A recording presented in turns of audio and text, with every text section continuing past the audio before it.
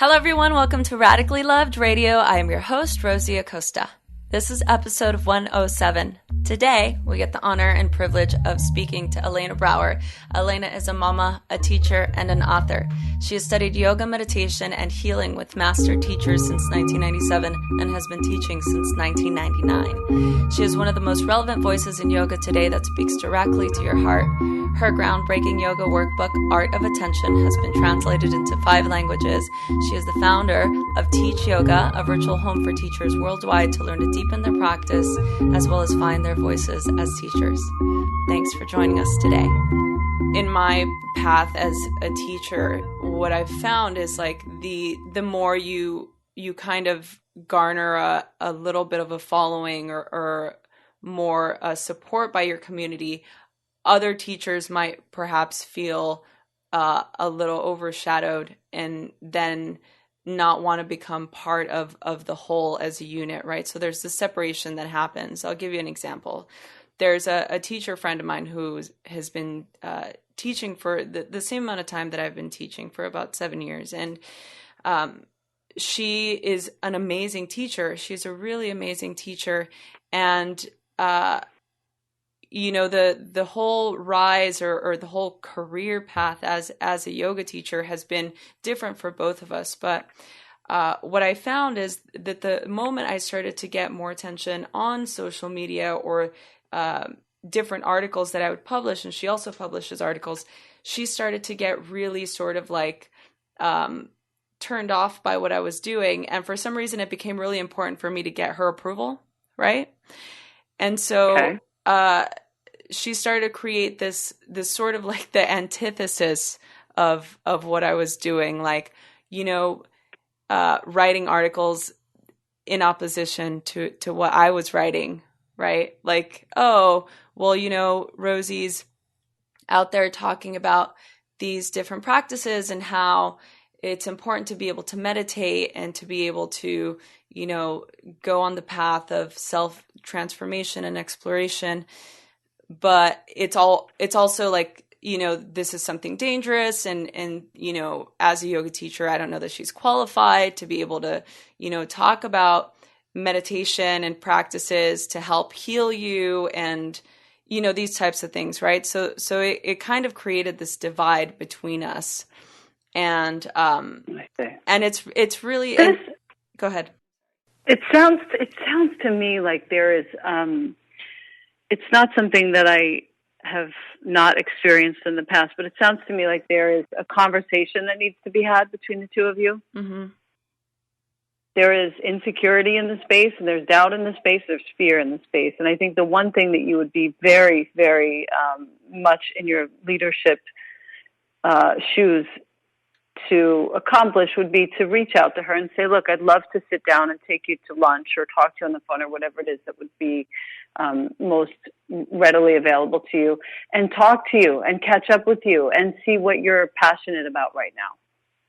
And then when you see her, you would simply say to her, I am very interested in, addressing the seeming divide that I have experienced between us, and ensuring you that I am here as a sister on the path. This is not time for that. There's no time for that. What we're here to do now is take care of each other and support each other and make sure that each of us is doing the best work we possibly can, even if it overlaps, especially if it overlaps, which only points to the fact that the work is needed. God bless. So I would get in touch with her as soon as possible. I'm glad to help you craft that conversation. You want to make sure that you have a combination of grace and wisdom. The grace is, what can you thank this woman for? She's taught you a bunch of stuff now as a result of her actions. So let her know what you can thank her for. Then, what needs to be said? I feel really uncomfortable, or I'm really ready to talk to you, or I'd really love to find out what your experience of me has been so I can improve my standing with myself as well as you. These are all meaningful endeavors in our interactions and our relationships, especially with our peers. Very important work. So I say you be the big girl Put your big girl panties on and reach out. Oh my God. I'll help you. I'm glad to help you. Okay, I'm going to do that. I mean, it's not anything I haven't tried before, but I don't know that maybe my approach was not graceful enough or supportive. I don't know. You can maybe help me draft something, and then we'll get an update on on the result of Well, that. you know what it would be? You know what it would be? It's you saying, you know what, for whatever I did to offend you and make you in any way disappointed or disconcerted with me, I want to say that I'm sorry and take you out for a nice meal. That's it. Okay. It's a few words. And I swear, anyone listening to this, you know exactly who you have to do this to. Go and do it. Go and do it, because you'll sleep really well tonight and for many nights hence. Oh. Well, Yes. to that point, I think that, you know, what it created for me, and maybe you can speak to this, it's like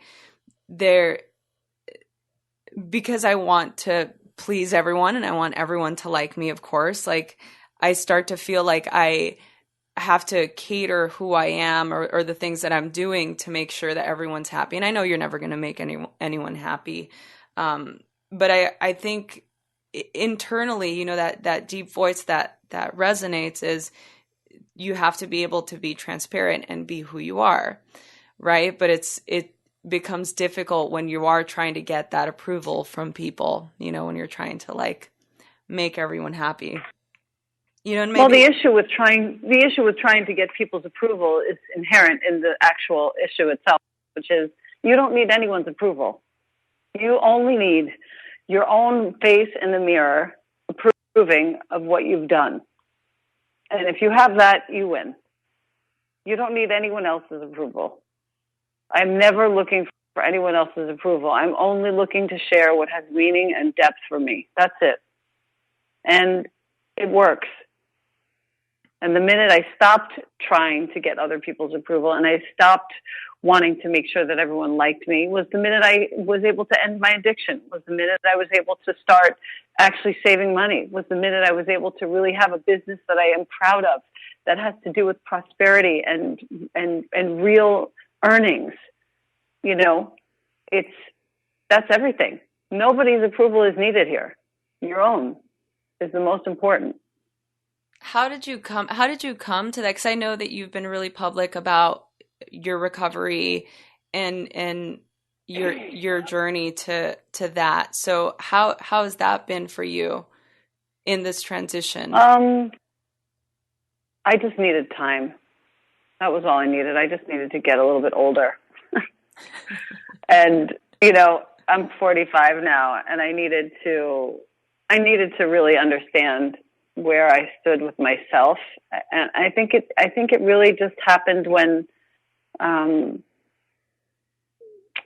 you know, 5 years ago, my mom got really, really sick with cancer, and she actually made it out the other side of that and lived an extra 5 years. So she died recently, like I said, and it was during that time that I got really clear on who I want to be in the world, and I was really disappointed with my addiction at that time. And that was the beginning of the end of that addiction. And it was the beginning of me knowing that I needed nothing but my own say-so, my own vision.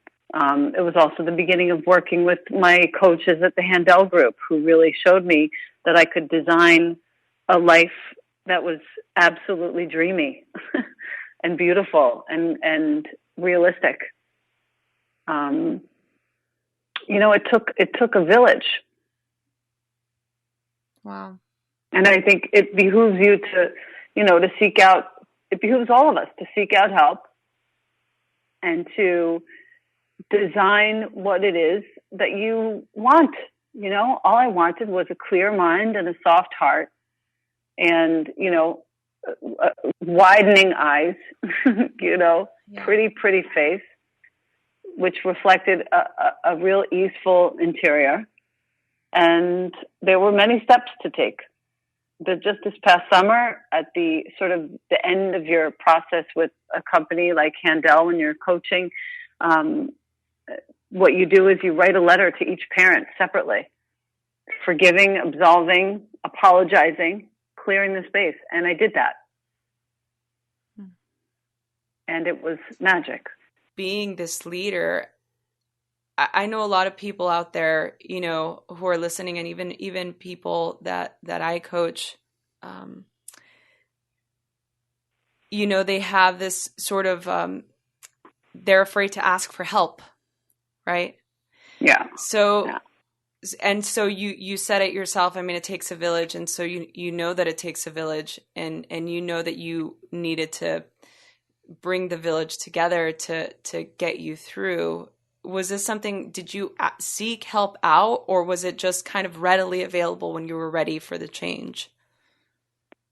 I actually wasn't sure what I was doing. I met with one of the founders of the Handel Group 5 years ago and was like, you know, my friend sent me to you. He said I should meet you because I'm changing a job or something. And I was letting go of my work with, I was the global yoga ambassador for Adidas at the time. And I wanted to, you know, stop doing that because it wasn't satisfying me and move on to something else. And I asked a dear friend of mine who said, oh, you should meet this woman, this coach woman.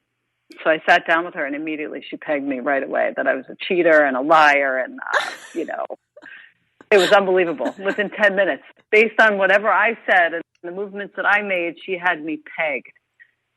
Within days, I was apologizing to my then already ex-husband for lying to him.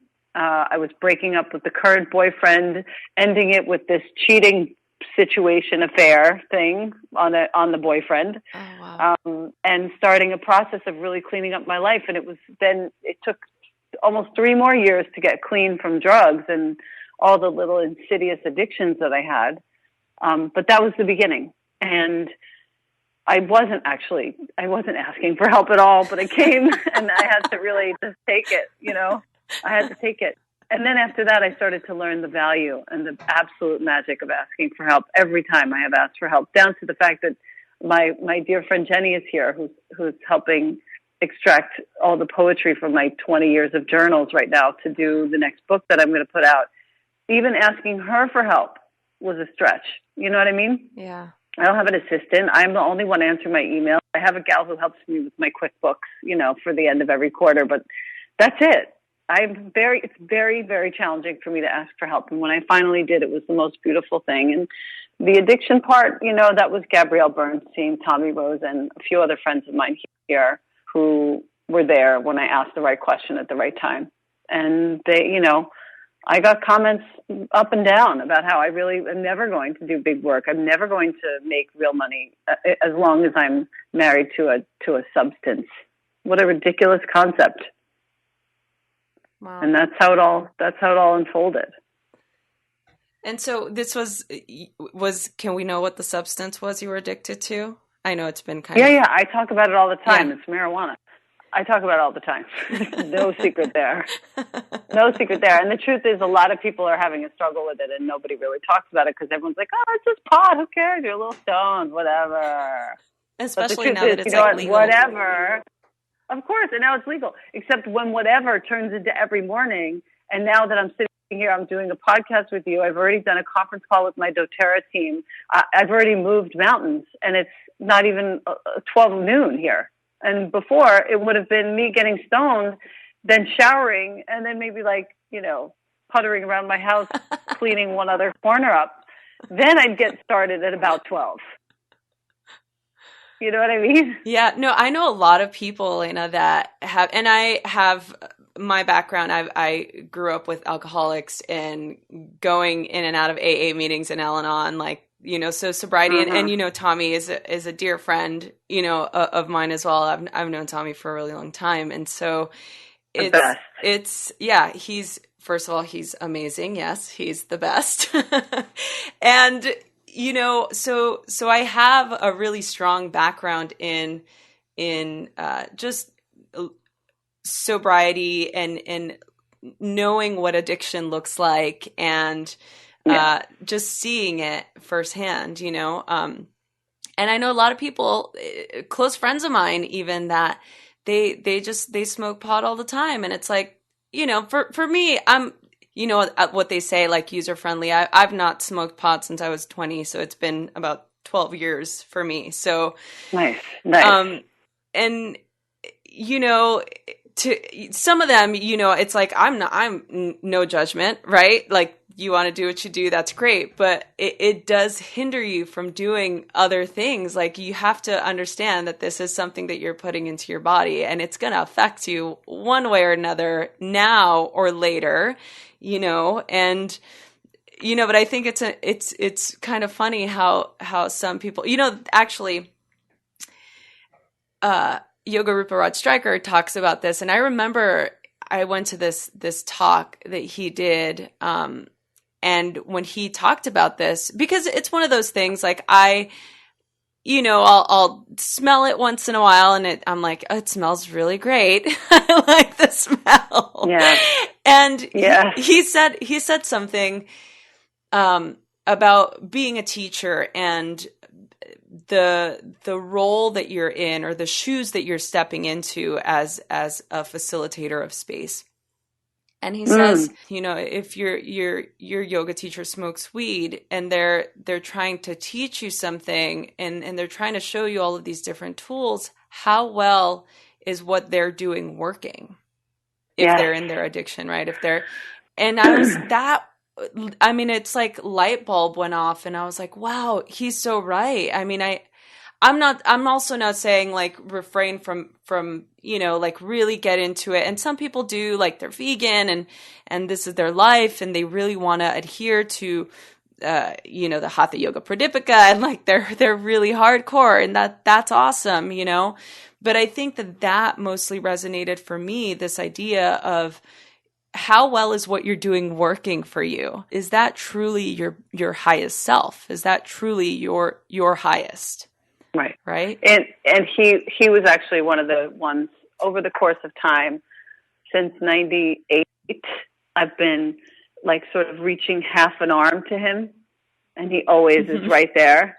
And I was embarrassed to reach out fully to him until I got sober, because I knew his opinions on it, and I knew opinions. I mean, I knew the fact about it was, how dare I teach somebody if I'm looking forward to, you know, the hour after I leave that space to altering my reality, altering my my space, myself. My work isn't working. Exactly as you said, and so I couldn't actually fully say that I'm his student until I got sober. Isn't that funny? Wow. But that was just your own not allowing yourself to become that, right? It wasn't for sure. like, no, it's nothing that he said. Yeah. No. He was always like, please come, please do, please, yes. And every time I would sit in the classes, there was some kind of a talk about addiction. You know, nothing judgmental, really, just the facts of, you know, it's not right. And having to face that. What do you think that, you know, people listening to this that think that maybe they have a little bit of a problem, but are like, you know, I'm good now. Like when it becomes quote unquote a problem, then I'll deal with it. Did you ever have a time in the midst of your addiction where you felt that way? Of course. Oh my God, of course. All the time. I mean, there wasn't a time when I didn't feel that way. You know what I mean? It was always like, oh God, I don't even know when the next possible window for me to stop is going to come, but I know I have to. But then there's this birthday coming up, and I really just want to, you know, I just want to be stoned for that. And, you know, I want to be able to go to the burn. You're planning your stoning sessions. Of course. And I want to be able to go to the burn and not have to be sober for that. You know, now I know I can absolutely go to the burn, and of course I can be sober. It's ridiculous. So is that sort of the self, sort of the placating of emotions that would go through when you would sit and do it? So like the whole time you knew that what you were doing was maybe not the best thing? Of course, every time. every time. What sort of insider advice would you offer people listening to this that are having that same sort of thought? Listen, if you're listening to this and you're having the thought that you should not be smoking or drinking or doing whatever it is that you're doing right now, here's my advice. Take a look at your bank account. Okay? If you want to see that thing double, triple, quadruple in the next year, immediately put down whatever your habit is. Immediately.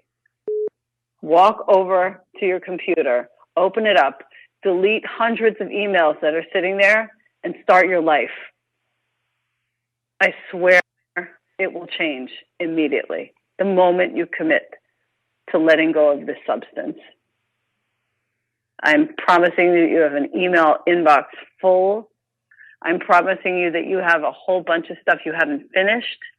And I'm promising you that the minute you stop with this substance, you will be able to accomplish all of that. And I'm not just saying this is what, get this done. I'm saying this will be a natural symptom of you letting go of whatever it is that you're addicted to. And you can and you will. And listen, nobody loves addiction as much as I loved mine. I swear that my cigarettes in the morning and my morning was like my favorite self-sabotage around. It was the best thing ever. But every day I would sit there and I would think, I deserve this. And then I would think, oh my God, what am I doing? But I deserve this. Oh my God, what am I doing? But I deserve this. And it would go back and forth like this.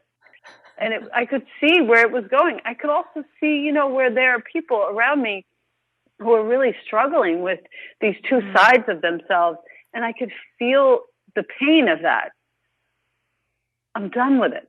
I'm done. That is not my life. And it's not your life either. If you're listening to this and you're wondering, can I do this? Can I go to that next birthday party and not be stoned when all the rest of my friends are stoned? Yes. You are going to find that not only will you get your email inbox done and you will get your work done and you will actually be making and saving money, you will also be reorganizing the people surrounding you so that the people surrounding you are suddenly light. They're not going to be the people who are like, yeah, come party with me. They're going to be the people who are like, yes, I might party, I might not. They're going to be the people who say, if you want to come, you totally can, but you don't have to. They're going to be the people who say, you know what? I'm so proud of you. I'm not going to party tonight. I'm going to stick with you. Let's go to the movies. Let's go sit and have a beautiful meal. Let's spend our $100 that we were going to spend on a bag of weed or whatever it is that we're going to do on a really fancy, gorgeous, gourmet meal. Let's change the world around a little bit. That's the promise of recovery for me. And I've had nothing but a really beautiful time with it. And there were maybe 30 days at the beginning, the very beginning, where I never was in peril of going backwards, but it was definitely, when I would come up across the friends with whom I hung out who were, always getting stoned, and that was the thing that we did together. That was difficult. I'm not going to lie. That was really difficult. But once we got past that period of time and they knew where I stood, many of them actually stopped. Several of them have stopped entirely. And many of them know that if I'm coming around, I'm not going to be smoking. Now they're like a little bit embarrassed that that's still in their space, or they're definitely not going to do it while I'm around because they want to just enjoy the space clear, because that's what I'm doing, and they can see how it looks on me and how it feels in me, and they want a piece of that. So, I'm not proselytizing. I'm not preaching in any way. All I'm doing is saying what my experience has been, which has been nothing but a total success story with regards to recovery. I'm so grateful for my sobriety, and I'm so grateful. I was just saying this to a friend of mine. I'm so grateful that I was sober when my mom passed. Can you imagine if I was still getting stoned? I have a relative of mine who's very close to me who said the night that she died, or the night after she died, maybe it was the night of her funeral, was like, oh my God, I can't wait to get stoned. And I was like, oh my God, I'm so sorry for you. These 14 days are when the spirit is the closest. I'm literally hearing her everywhere. I'm feeling her in my skin. I'm feeling her in my feet and my hands. Are you crazy? Are you crazy to give that up? To give that connection up? Are you crazy? You're putting a veil up between you and God? What a fool. You know, I don't mean to sound judgmental, but I am judging. It's foolish. It's foolish. It's simply foolish. You know, and Yogi Bhajan, I talked about this in my interview with the girls from Home Podcast and Hip Sobriety, Holly and Laura, and I said there were many, many passages in the teacher training manual that Yogi Bhajan put out about pot and how it dehydrates us, it desiccates your skull, your brain. It steals your cerebrospinal fluid. And the only case in which he says pot is sanctioned is when people are in a great deal of pain and they're suffering from things like cancer and chemotherapy or nausea. And it really does make a huge difference for those humans, especially in those cases. Other than that, he says that there's no place for it, and there's certainly no place for it when you're teaching people how to connect to spirit, you know? Yeah. Yeah, that's incredible. And it's true. And to your point, I think it's one of those things that, you know, people can kind of like shrug off or be like, oh, well, you know, it's not that big of a deal, or, well, I'm not addicted because I only do it every other day, or I only do it when I want to go have fun, which I never understood really. But I guess it's like the social going out to drink as well. Maybe it's kind of set in that same sort of vein of enjoyable substances where you can just kind of pick them up and then just put them away. But to me, I've always been like, I want to be present, you know, I want to be able to experience my life to the fullest. Like I want to feel joy and I want to be able to feel sadness when I'm sad. I want to be able to feel, you know, the stress when I'm stressed. I want to be able to just, you know, continue to understand why emotions are happening and to be able to connect with practices. And it's the same thing with meditation. You know, I feel like substances like that are a way for you to take you away from your inside, your inner voice, your intuition, spirit, your higher power, you know. And so when you're saying what you were saying earlier about going out to social situations and then being like, oh, but I want to be stoned for this, or, you know, I know people that cannot be in social situations unless they're stoned because they just can't deal with the social anxiety. And I'm like, well, I want to know what that is. Is that just your anxiety of just connecting with who you are or connecting with other people? Is there that fear of connection? Like, where's that coming from? Where you just want to be so out of your body, right? You want to be just so disconnected to connect. Totally, like I just, totally. You know, I don't know. I get it. I'm not saying I don't understand it. I totally understand because it is a lot harder to be with yourself. It is harder to be with your own stuff. But still, it's like for me, I'm so curious about stuff, you know, like I want to know why am I feeling like this? Like, what is my need for approval, right? Like with that situation I told you about, like where is that coming from? Where I'm letting this person really affect me and sort of direct my energy into certain things where it be another situation, I wouldn't even care.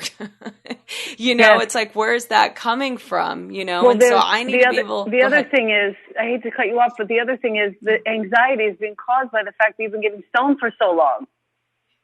You know what I mean?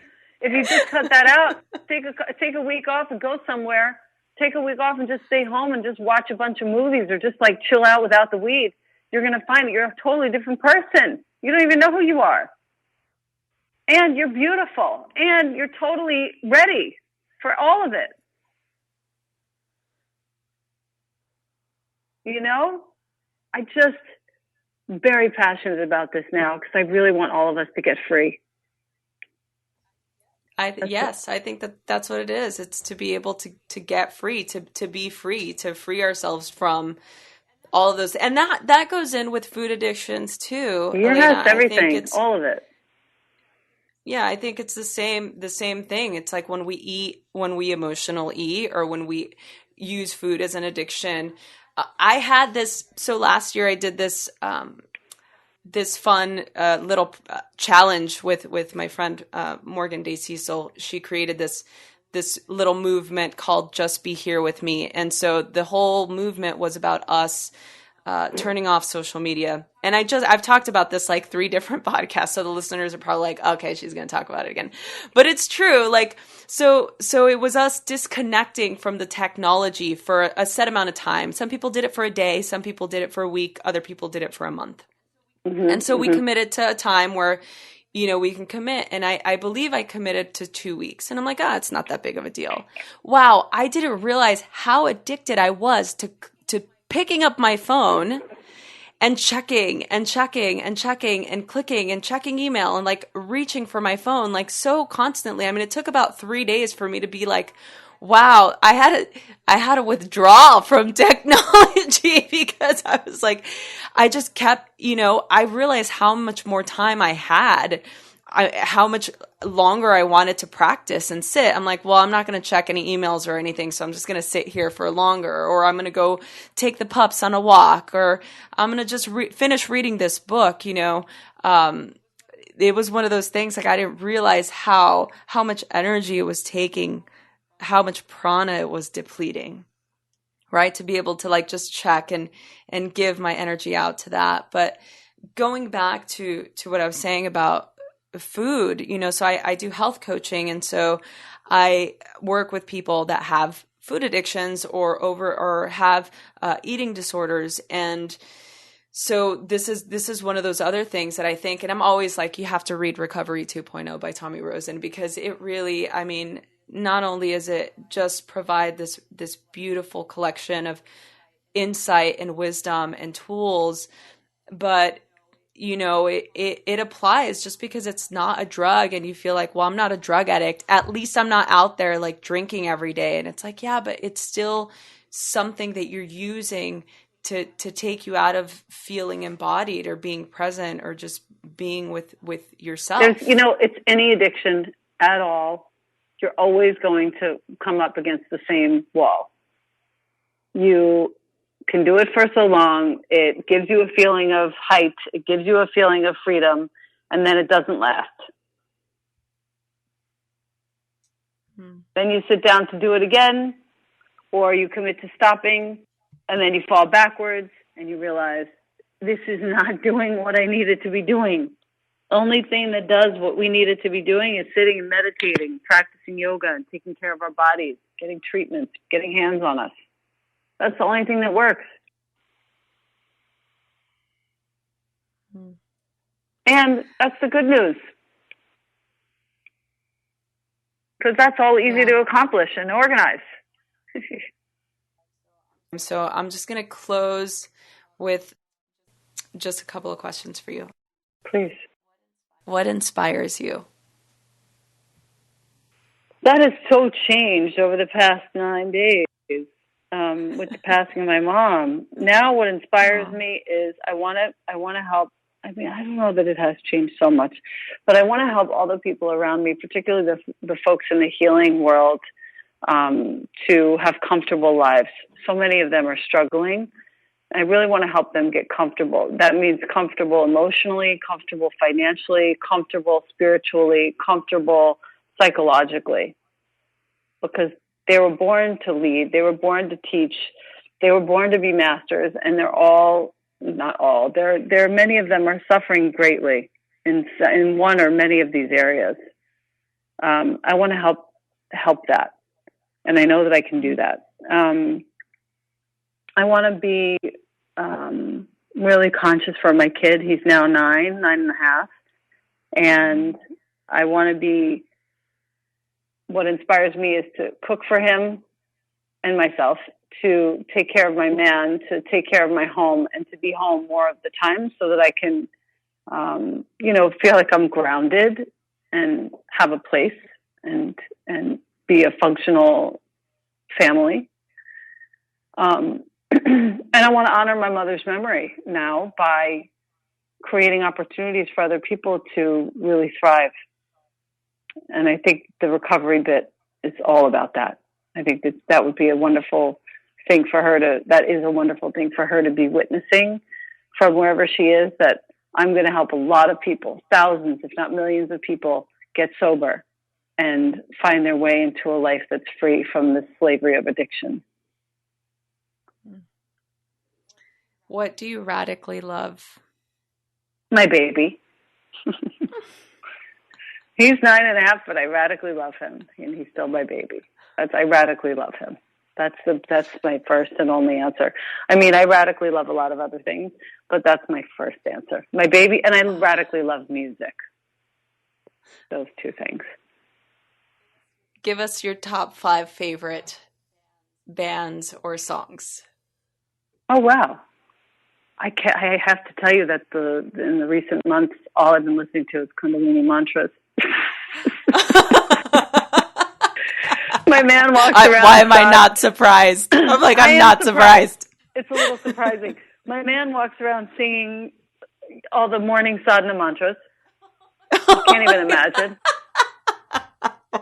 This morning he was walking around Sat Siri Siri Akal Siri Akal Mahakal, and I'm like, this is my life. This is the best life I could have ever possibly dreamed up. My man is chanting. It's the morning time, and he's cooking me breakfast and chanting. Like, this is good. This is working. Let's see. I'm going to literally just go into my Spotify and tell you exactly who my favorites are. But I would recommend, if you want to check out what I'm listening to all the time, you just go to my Spotify. There's 2 Spotifys for me. There's one as an artist and one as my personal profile. You go to my personal profile. I've got all the morning mantras first, which I listen to every day at least a couple of times. But one of my favorite songs is Rake Rakanahar by Niranjan Kaur. So many people have made it, but the way she does it is so magnificent. I have a playlist called Quiet Practice that I love and listen to a lot when I'm practicing. I have a playlist called Amplitude, Tree of Life, that takes you through a really nice arc of a practice, a long, long practice. I love Deva Premal. I can't get away from her. And I love listening to all of her all the things that have been translated. Like, so she'll go to Spain or she'll go to Germany, and then she'll be giving her lecture before she starts to sing, and they'll be translating into that language. I have a lot of those on my Deva Plus list on my Spotify that I love and listen to a lot too. But yeah, and then, one of my favorite things is listening to my kid play the piano. He's a bit of a virtuoso, so he's working on a few different pieces right now, and Mozart and working on Chopin next. And I bought him a piano this year to work, to really play, and he's having the most fun with it. Beautiful upright piano. I just treated him to it, and it was the best investment I've ever made. Wow. Really. Oh, that's so great. Yeah. So I'm surrounded by music. That's so great. I'm so happy that I got to talk to you, and I'm so happy that you're doing so well. And again, I'm really sorry for your loss. Thank you. I am just so continue to be so inspired by you and all the work that you're doing in the world. And I know that now this is your goal, is to help people in recovery and to help people get sober. And I wish you the best.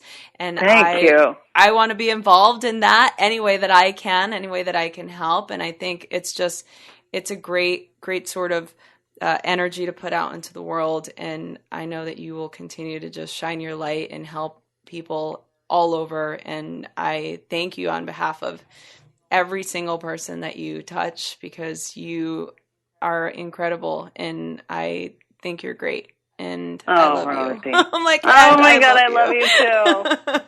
I love you too. You know what I just thought of while you were talking too? There's one other thing that I think, there are 2 things that I thought of. One is, what do you radically love? And I want to add that I radically love my man, because this man, his name is James, and he came into my life at a very particular moment. We met on the street in New York City. We've been together 2 years, and we were together from the minute we met. And his light and grace has shown me a side of myself that I never knew possible. And it dovetails into the last question that you asked me. or the second to last, which is one of the other things I'm really passionate about, is making sure that all women know that they are in charge of the vibration in their homes, and that it's our job, our duty, and most importantly, our privilege to create in the house an environment of love and of total wisdom and total beauty. I said beauty already. Total wisdom and total cherishing. And that's something that I work on every single day. And in saying out loud that he was singing and cooking for me this morning, I feel like, you know what? I think I'm on my way to really making that true for myself, and I want that to be true for everyone, because it's such a pleasant day, a pleasant way to start a day, to wake up to that. Thanks everyone for listening to Radically Loved Radio. For more information, you can go to radicallyloved.com. You can follow me on all the social media outlets, Instagram at Rosie Acosta, Twitter at Rosie Acosta, Love Radically on Facebook. And I'm sure there's a bunch of other things that I'm not mentioning, but I'm sure you will find them if